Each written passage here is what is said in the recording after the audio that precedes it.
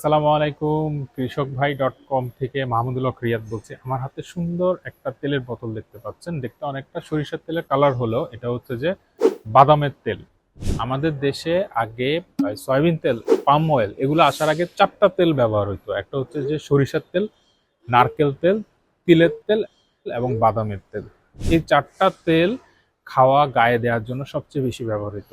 তো আমরা খুঁজে খুঁজে আবার সেই দেশি চীনা বাদামের তেলটা প্রসেস করতে পেরেছি আলহামদুলিল্লাহ। আমাদের কৃষকভাই.com-এ খুব ভালো প্রাইসে আপনারা এই অরিজিনাল দেশি বাদামের তেল, চীনা বাদামের তেলটা পাবেন।